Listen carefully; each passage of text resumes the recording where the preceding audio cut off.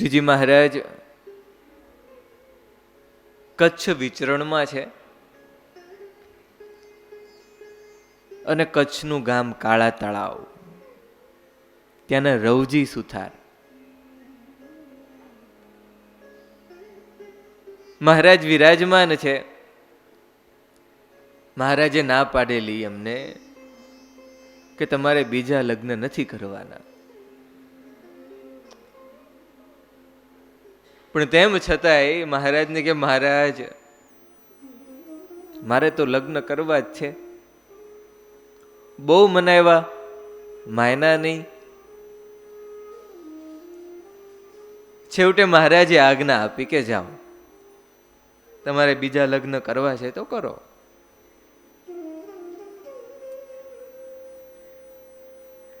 બીજા પત્ની સહેજે મહારાજના આશ્રિત, સત્સંગ ધર્મ નિયમ બધું પાળે, ભગતને સારી રીતે સાચવે.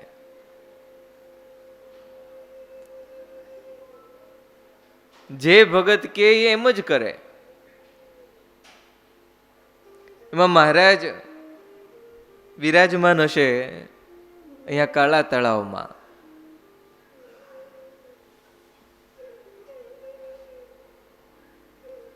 સભા ભરીને વિરાજમાન. રવજી સુથારના પત્ની એ તો સભામાં આવ્યા, સાથે સાથે એના ભોજા એ પણ સભામાં આવ્યા. મહારાજની દિવ્ય વાતો સાંભળે એમાં અચાનક કાંઈકથી ઉંદર આવી ને રવજી ભગતના પત્ની એના ખોળામાં આવીને પડ્યું. હવે ઉંદર આવે એટલે ગઈકાલે વાત કરી હતી ને, એટલે ગોરોળી બાથરૂમમાં વહી ગઈ હોય તો જ્યાં સુધી બારી નો નીકળે ત્યાં સુધી અંદર જાય નહીં.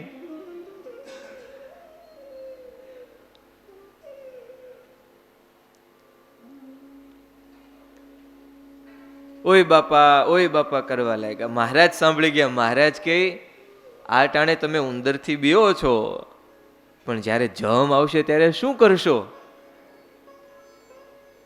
અને પત્ની હાથ જોડીને કે મહારાજ હું તો તમારી ભક્ત છું,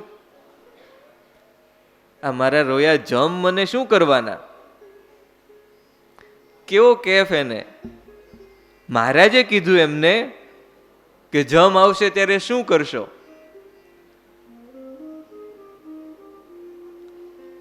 સત્સંગીના હૃદયમાં એક કેફ હોય કે મને તો મારા મહારાજ જ તેડવા માટે આવશે. જમદૂતો ભૂતો એ તો મારાથી કેટલાય દૂર રહે. ગાંડલા ગામના મૂળી ડોશી પ્રસંગ ઘણી વાર સ્વામી કહેતા હોય,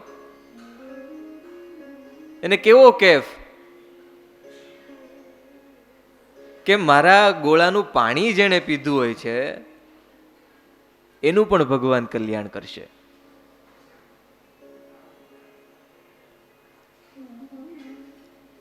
એટલે એમના રવજી સુથારના ઘરના મહારાજને કે મહારાજ હું તો તમારી ભક્ત છું, એ જમ મને શું કરી લેવાના? મહારાજ કે બીજાને તો એક વાર જમપુરી આવશે, તારે 2 વાર ભોગવવી પડશે. આ બાઈ એને સાંભળીને ખૂબ દુઃખ થયું કે હું ભગવાનની ભગત, તેમ છતાંય 2 વાર જમપુરી. રોતા રોતા સભામાંથી જ ઊભા થઈ ગયા, ઘરે જતા રહ્યા. અફસોસમાં ને અફસોસમાં સાંજનું વાળું પાણી પણ કર્યું નહીં. વાળુમાં ખબર પડે શું થાય? ડિનર ડિનર ડિનર ડિનર કયો ને બધા સમજી જાય. સાંજનું ભોજન પણ લીધું નહીં, આખી રાત્રિ રડે, નિદ્રા પણ આવી નહીં. વિચાર કરે કે મારા તો એવા કયા અપરાધ કે હું તો ભગવાનની ભક્ત છું, તેમ છતાંય 2 વાર જમપુરી. સવારે તેમના ભોજાઈ હતા ને મહારાજ પાસે આવ્યા. હવે પરસ્પર કેવી આત્મીયતા હશે બંનેને, નહીતર તો આજે એક ઘરમાં એટલે કહે ને કે એક મિયાનમાં 2 તલવાર ન હોય, ઝઘડો સતત શરૂ જ હોય. પણ અહીંયા કેવી આત્મીયતા હશે. રાત્રે એ સૂતા નહીં તો એના ભોજાઈ મહારાજ પાસે આવ્યા. મહારાજ આગળ આવીને વાત કરી કે મહારાજ, રવજીના ઘરના છે ને પ્રભુ આખી રાત્રિ રોયા કર્યા છે, નિદ્રા પણ લીધી નથી. મહારાજ કે બોલાવો એને, અહીંયા બોલાવો. રવજી સુથારના ઘરના આવ્યા, ખોળો પાથરીને મહારાજને પંચાંગ પ્રણામ કર્યા છે. બે હાથ જોડીને મહારાજને કહે, હે મહારાજ, તમે મને 2 જમપુરી ભોગવવાની વાત કરી.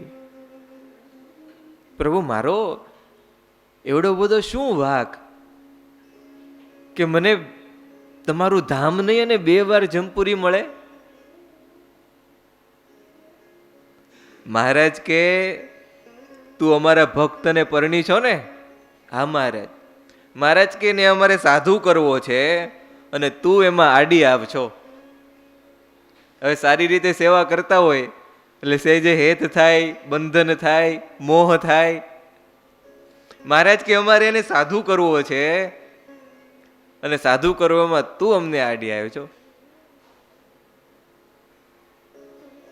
બાઈ હાથ જોડીને કે મહારાજ હું શું કરું તો એ જમપુરી ટળે?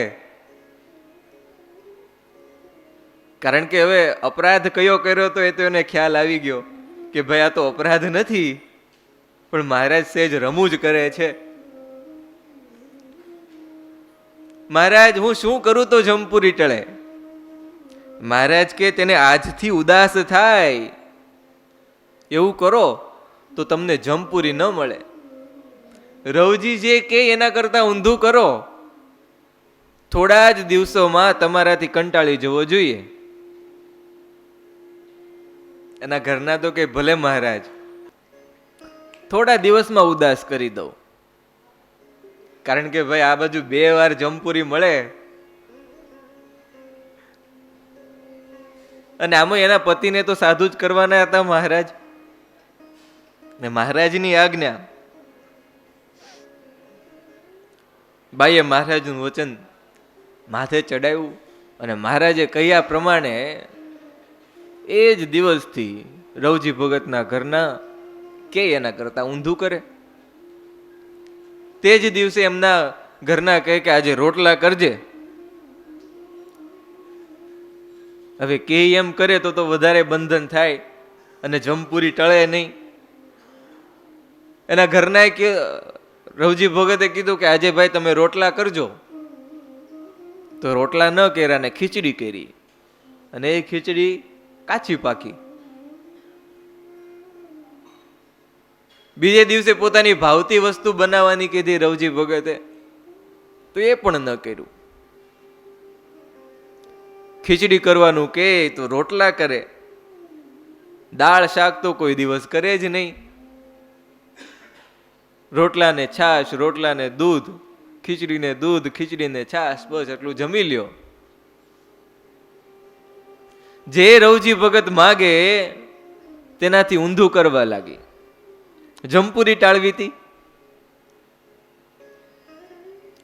ભગત સ્નાન કરવા માટે ગરમ પાણી મંગાવે. આવો શિયાળો હોય, આજે ઘણાના ઘરે ચૂલા ઉપર સવારમાં ગરમ પાણીના તપેલા મૂકે જ જતા હોય, અને એમાં જો સેજ થોડુંક ગરમ થયું હોય તો આપણે શું કહીએ, ભાઈ આ નહીં ચાલે, હજી વધારે ગરમ કરો.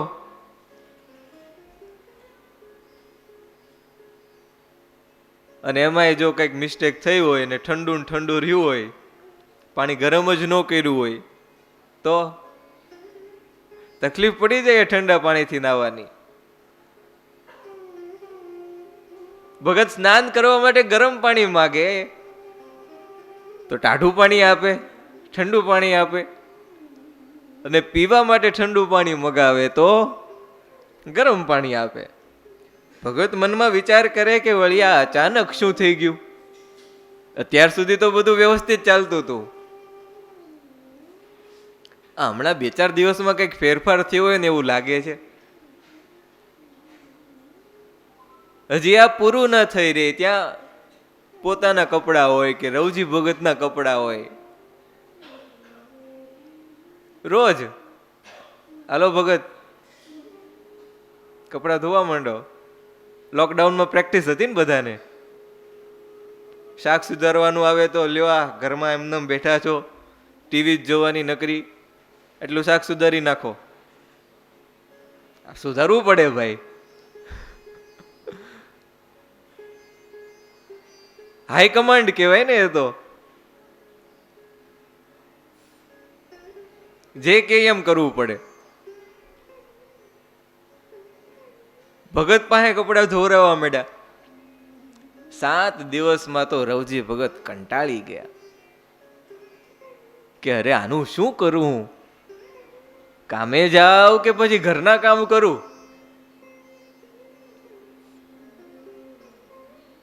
પણ રવજી ભગતના ઘરના તો મહારાજના કહ્યા મુજબ કરવા જ લેગા કે એના કરતા ઊંધું કરે.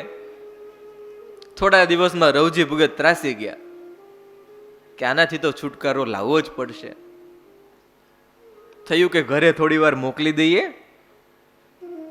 કદાચ એનું મગજ ઠેકાણે આવી જાય, એને પછી આપણે અહીંયા નિરાતે પછી પાછા ભજન કરશું. એમના ઘરે મોકલી દીધા કે જા થોડી નવી ફ્રેશ થતી હોય. શ્રીજી મહારાજ આ બાજુ કચ્છના ગામોમાં વિચરણ કરી મહારાજને ખ્યાલ આવી ગયો હતો કે હાલો હવે ભગત ઉદાસ થઈ ગયા છે. કચ્છના ગામોમાં વિચરણ કરી ફરી થોડા મહિનામાં કાળા તળાવ પધાર્યા. બરોબર એ જ સમયે આ રવજી ભગત રવજી સુથાર શ્રીજી મહારાજની રસોઈ માટે પોતાના ઘરેથી સીધું સામાન લઈને આવ્યા. સીધું સામગ્રી જે કઈ પણ હતું મૂકી અને પાછા વળીને જતા હતા. તે મહારાજને તો બધો ખ્યાલ હોય.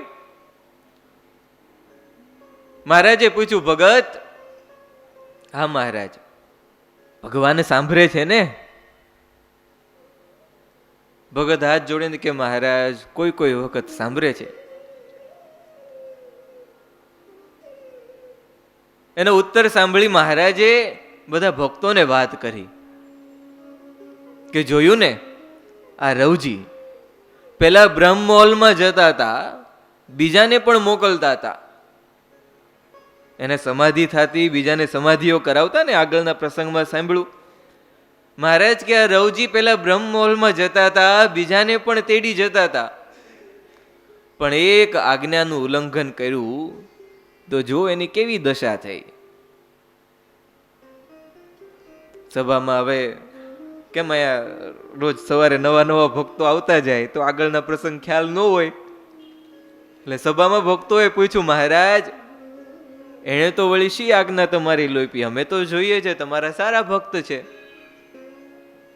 મહારાજે બધી ટૂંકમાં વાત કરી. બધા સભામાં બેઠેલા રવજી ભગત સામું જોયા કરે. રવજી ભગતને પણ એવી શરમ આવે, કોઈની સામું જોવે નહીં, નીચે ને નીચે બેસી રહે. મહારાજે પાછું પૂછ્યું, રવજી હવે રોટલાનું કેમ છે? હવે તો મહારાજને ગમે તેમ કરીને વૈરાગ્ય લાવવો હતો. એકાદ બે મેણા ટોળા મારીએ અને તીર જો લાગી જાય નિશાને તો કામ થઈ જાય. આખી સભામાં મહારાજે પૂછ્યું, રવજી હવે રોટલાનું કેમ છે? હાથ જોડીને કે મહારાજ ખેતરે સાંતી હાંકવા જાઉં ત્યારે રાતનો વધેલો રોટલો બાંધી લઉં છું, અને જો કાંઈ ન વધ્યું હોય તો છેવટે પાણી પીને દિવસનો ગુજારો કરવો પડે. મહારાજ કે કેમ, ઘરવાળી નથી? રવજી ભગત નિસાસો નાખી, મહારાજ તે તો એના માવતરે ગઈ છે, અને કદાચ અહીંયા હોય ને તો હું કહું એનાથી ઊંધું જ કરે છે. હવે તો મહારાજ ખબર નહીં શું થઈ ગયું એને. રોટલા કરવાનું કહું તો ખીચડી કરે, અને કંઈક હવે જ મસાલો એવું કંઈક નાખી સારી રસોઈ બનાવવાનું કહું તો વળી એમ કહે તમે તો ભગત છો, ભગતને સ્વાદ હોય? એને તો નિસ્વાદી થવાનું હોય. મહારાજ હસવા લાગ્યા. મહારાજ કે હવે તને ઠીક ગુરુ મળી છે. હું પેલા ના પાડતો તો તને લગ્ન રહેવા દે, તોય તે કીધું કે મારે લગ્ન કરવા જ છે. હવે તને ઠીક ગુરુ મળી છે, હવે આપણે કોઈક દિવસ ભેગા થાશું, તને વૈરાગ્ય ચડશે તો પરમહંસ કરશું. હાથ જોડીને જ્યાં પરમહંસની વાત આવી, ભગત હાથ જોડીને આગળ આવી ગયા. મહારાજ તમારી આજ્ઞા હોય તો હમણાં જ સાધુ કરો, મને દીક્ષા આપો.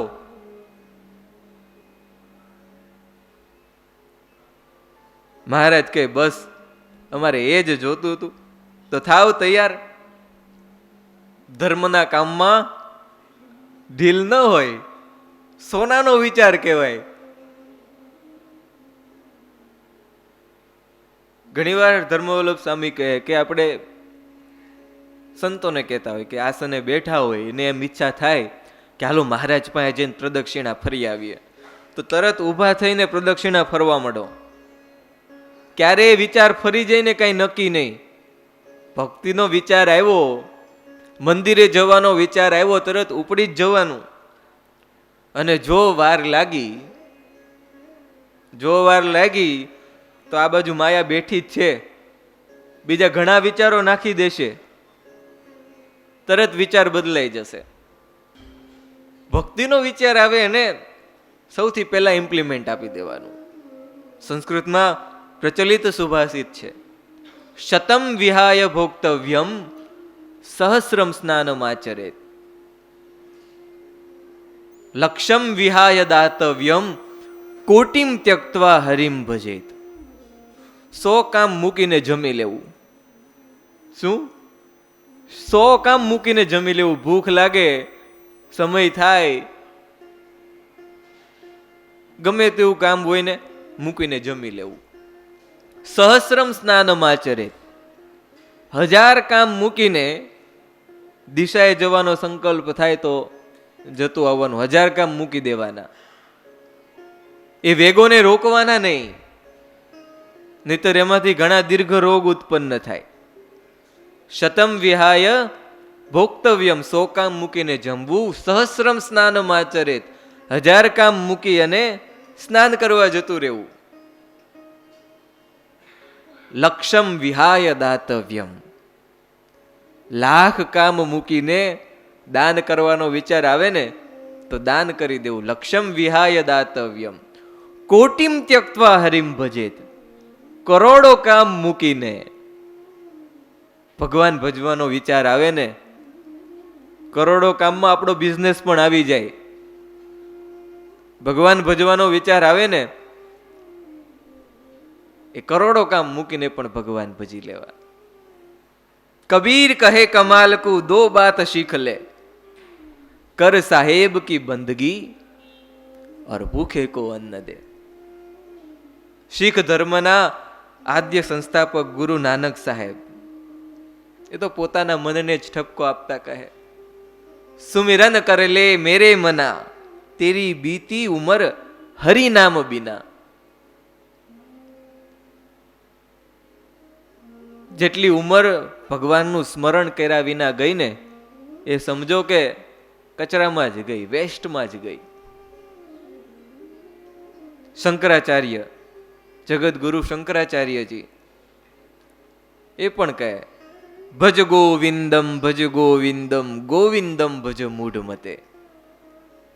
હે મૂઢમતી વાળા માનવ, ગોવિંદને ભજ, ગોવિંદને ભજ, ગોવિંદને ભજ. આપણા ગુણાતીતાનંદ સ્વામી તો ત્યાં સુધી કહે કે કોટી કલ્પ સુધી ભગવાન ભજ્યા વિના સુખ નહીં થાય અને નહીં થાય. કોટી કલ્પો એટલે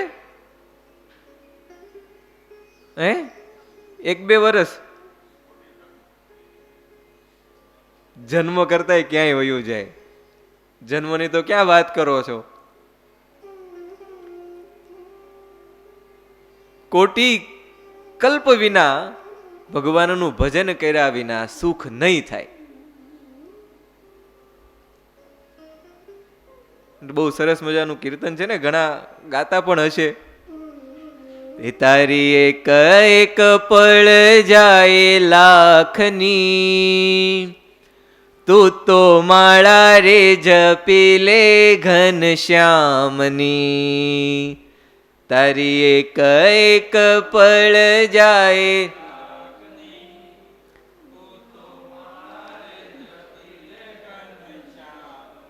ખૂબ સરસ કીર્તન કે તારી એક એક પળ એક એક લાખ રૂપિયાની જાય છે. પળ એટલે સેકન્ડ. તારી એક એક સેકન્ડ લાખ લાખ રૂપિયાની જાય છે. હવે આ એક સેકન્ડ ગઈ અને પાછી લાવવી હોય તો આવે ખરા? ટોટલી ઇમ્પોસિબલ, અશક્ય જ છે. અઘરું નહીં પણ અશક્ય જ છે. એ ખાલી આવ્યા ખાલી જાશો, સાથે શું લાવ્યા લઈ જાશો. જીવન ધન્ય રે બનાવો ભક્તિ ભાવથી, તું તો માળા રે જપી લે ઘનશ્યામની. જૂઠા જગના જૂઠા ખેલ, હે મનવા મારું તારું મેલ. તું તો છોડી દેને ચિંતા આખા ગામની, માળા રે જપી લે ઘનશ્યામની. હે તારી એક એક પળ જાય,